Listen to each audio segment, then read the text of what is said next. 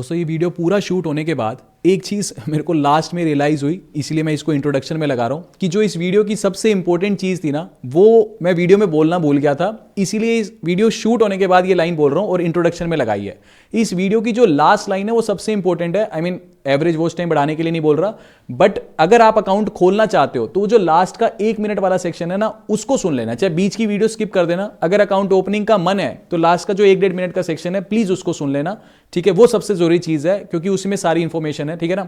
तो ऐसा ना हो कि फिर आप गलती कर जाओ और आपके काम का ये अकाउंट ना बचे। खैर आप अब देख सकते हो इस वीडियो को। दोस्तों इस वीडियो में हम देखेंगे कि कैसे हम घर बैठे बैठे इंडसइंड बैंक में अपने लिए एक जीरो बैलेंस सेविंग्स अकाउंट खुलवा सकते हैं। एक बार मैं आपको स्क्रीन पे दिखाता हूं। ये पूरा का पूरा प्रोसेस अभी मैं आपके सामने लाइव अकाउंट खोल के दिखाऊंगा इंडसइंड बैंक का। आप चाहो तो स्टेप बाय स्टेप फॉलो कर सकते हो, यानी अपना मोबाइल फोन उठा लो, जैसे जैसे जो प्रोसेस मैं कर रहा हूं स्टेप बाय स्टेप फॉलो कर सकते हो। और हम घर बैठे बैठे वीडियो केवाईसी भी घर बैठे बैठे होगी, यानी पूरा का पूरा zero balance savings account IndusInd bank में ओपन कर सकते हैं।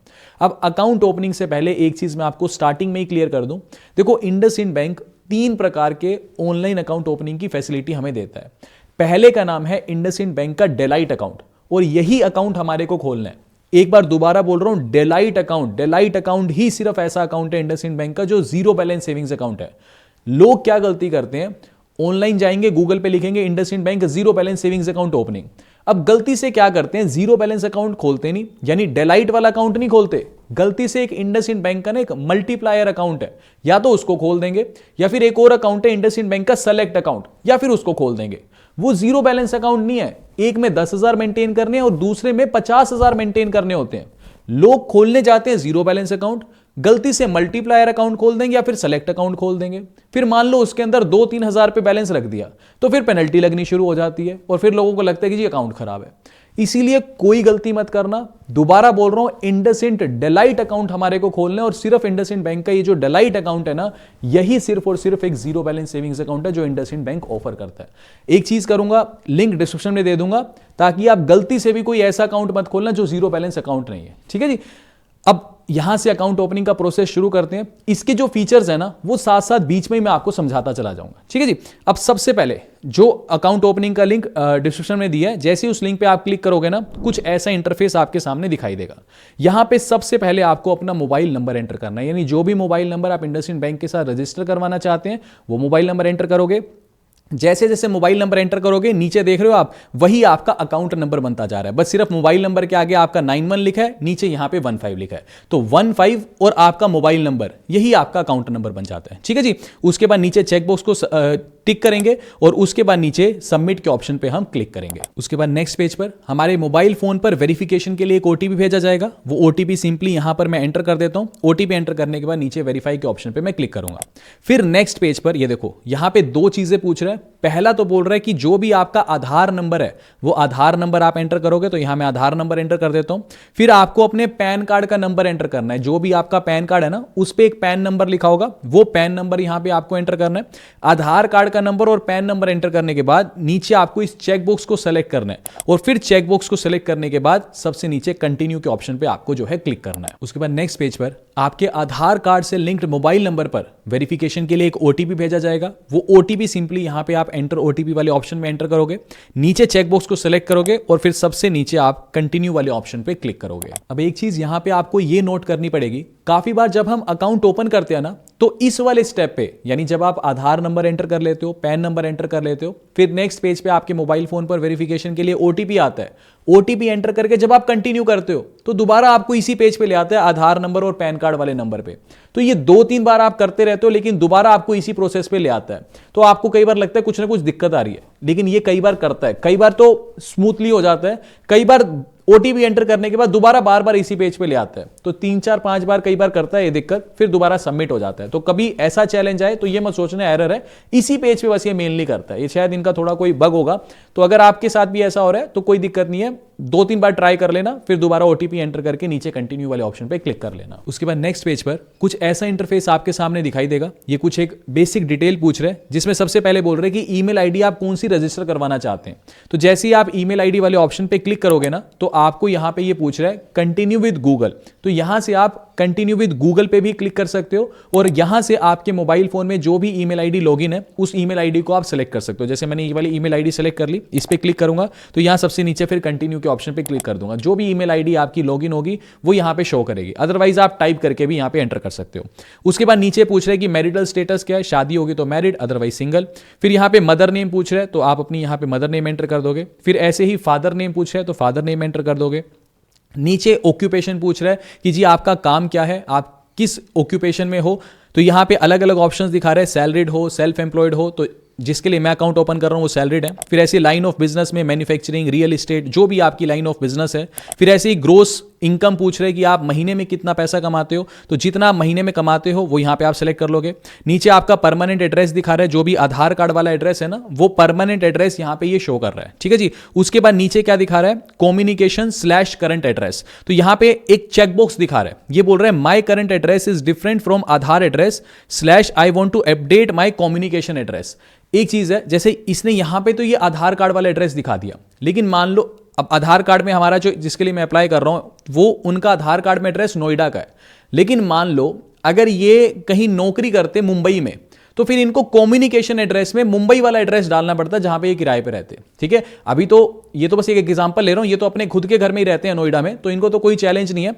लेकिन अगर मान लो ये मुंबई में कहीं पे किराए पे रहते, तो बैंक तो वेलकम किट मुंबई वाले एड्रेस पे डिलीवर करेगा ना, तो नीचे फिर इनको ये चेकबॉक्स को सेलेक्ट करना पड़ता है। देखो जैसे मैं दिखाता हूं, ये कम्युनिकेशन वाला एड्रेस वाला है ना, अगर मैं इस चेकबॉक्स को सेलेक्ट करता हूं ना, तो नीचे यहां पे पूरा एड्रेस का सेक्शन खुल गया, ठीक है जी।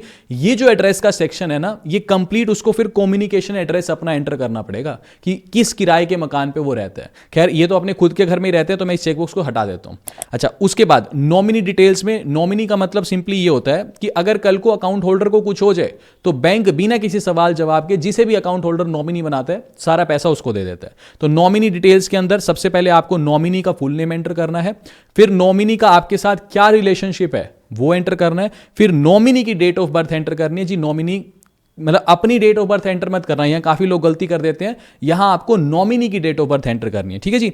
नॉमिनी की डेट ऑफ बर्थ एंटर करने के बाद नीचे यहां पे ये कुछ एडिशनल डिटेल पूछ रहे हैं, जिसमें सबसे पहले बोल रहे हैं आर यू डिफरेंशियली एबल्ड, तो यहां पे नो सेलेक्ट करोगे। Are you politically expose person, भले किसी पॉलिटिकल पार्टी से जुड़े हो फिर भी नो ही सिलेक्ट करोगे, अगर येस सेलेक्ट करोगे तो अकाउंट नहीं खुलेगा।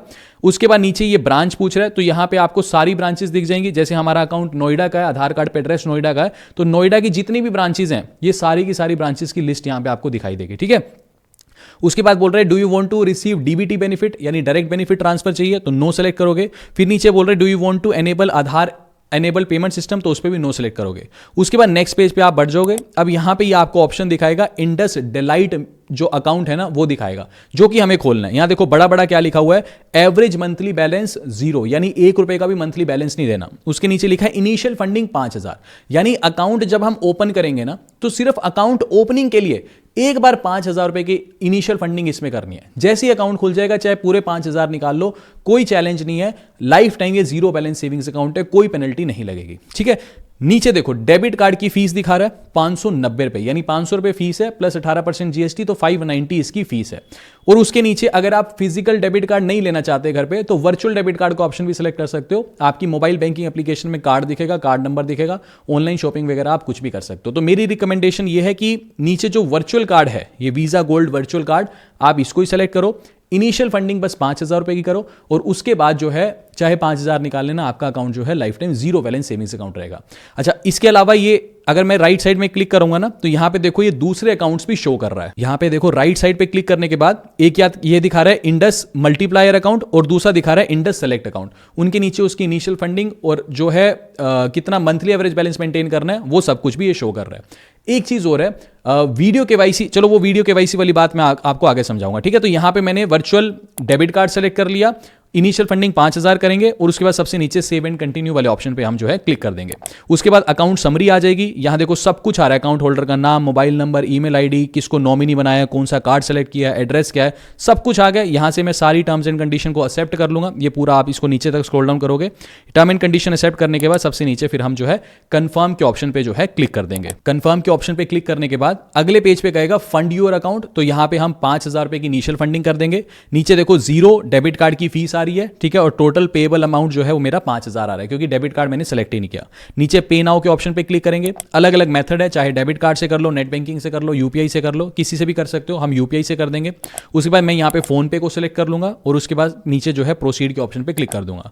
फिर मेरी जो 5,000 की इनिशियल फंडिंग है वो कंप्लीट हो जाएगी और लास्ट स्टेप बचेगा कि मुझे अपनी वीडियो केवाईसी कंप्लीट करनी है, जिसके लिए यहाँ सबसे नीचे मैं फिर प्रोसीड के ऑप्शन पे क्लिक करूंगा और उसके बाद यहाँ अलाउ के ऑप्शन पे क्लिक करूंगा और फिर मेरे सामने इंडसइंड बैंक का एक एम्प्लॉय आ जाएगा जो कि क्या नाम है, मेरे से डिटेल मांगेगा, भाई अपना ओरिजिनल पैन कार्ड दिखा दो, मेरी फोटो कैप्चर करेगा, कोई सवाल जवाब होंगे तो वो पूछेगा। लेकिन एक चीज आपको बता दूं, इंडसइंड बैंक अकाउंट के साथ एक चैलेंज ये है कि इंडसइंड बैंक में क्या होता है ना कि अगर तो मान लो आप अकाउंट खोल रहे हो और आपका एड्रेस नोएडा का है, ठीक है जी, और अगर आप नोएडा में ही बैठे हो तब तो इस अकाउंट को खोल लो। लेकिन मान लो आपका आधार कार्ड का एड्रेस नोएडा का है, आप फिलहाल मान के चलो आगरा में बैठे हो, ठीक है जी, और आप सोच रहे हो कि अकाउंट खोलना है, वीडियो केवाईसी में कर लेता हूं। फिर वो वीडियो केवाईसी वाला कहेगा कि आप अपनी करंट लोकेशन पे हो ही नहीं, तो आपकी वीडियो केवाईसी नहीं हो सकती। फिर वो कहेगा कि आपको या तो आगरा जाना पड़ेगा या अगर मान लो वापिस नोएडा जाते हो तो वहां पे ब्रांच में जाके फिर आपको केवाईसी करनी पड़ेगी। अब कई बार क्या चैलेंज आता है, अगर तो मान लो कोई सिटी में रहता है, ठीक है, मान लो नोएडा रहता है, आगरा रहता है, वो अपनी लोकेशन पे नहीं है, तो चलो कोई बात नहीं, अकाउंट खुल गया, वीडियो केवाईसी नहीं हो पा रही। अब उस बड़े शहर हैं थोड़े से, तो उसी के शहर में 3-4 इंडसइंड की ब्रांच होगी, जब उसको टाइम लगेगा तो जाकर के वो केवाईसी करवा लेता है। लेकिन कई बार क्या होता है, कुछ लोग ऐसे होते हैं जो शहर से 40-50 किलोमीटर दूर रहते हैं, ठीक है जी, और वो अकाउंट खोलते हैं और मौके पे वो अपने गांव में मौजूद नहीं होते, ठीक है, मतलब समझ रहे हो कि गांव शहर से 50 किलोमीटर दूर है और वो कहीं नौकरी दिल्ली साइड कहीं करते हैं, मान लो बहुत दूर 300-400 किलोमीटर दूर, वो अकाउंट खोल लेते हैं। अकाउंट खोल लिया, अब क्या होता है कि वो केवाईसी के दौरान फिर उसको दिक्कत आती है। कई बार वो कह देते हैं कि आप अपनी होम लोकेशन पे जाओ, वहीं पे जाकर के आपकी केवाईसी कंप्लीट होगी। ऐसे में फिर वो इनिशियल फंडिंग 5,000 रुपए की कर चुका होता है, ठीक है, और जब तक केवाईसी नहीं होगी वो 5,000 रुपए निकाल नहीं पाता। तो फिर वो सोचता है कि यार कब मैं वापस अपने घर जाऊंगा, फिर मैं केवाईसी कराऊंगा, फिर अकाउंट एक्टिव होगा। इन बिटवीन ये 5,000 रुपए तो मेरे फंस के खड़े हो गए, तो फिर उसके लिए चैलेंज हो जाता है। तो मोटी बात, अकाउंट तभी खोलना जब अगर आप आधार कार्ड वाले एड्रेस पे ही रहते हो और आधार कार्ड वाले एड्रेस की लोकेशन पे ही बैठे हो। मान लो कोई नोएडा रहता है, नोएडा में उसका आधार कार्ड का एड्रेस है, नोएडा में ही वो बैठा है, फिर खोल लेना, फिर कोई दिक्कत नहीं है। लेकिन अगर वो मान लो मुंबई बैठा है, मत खोलना।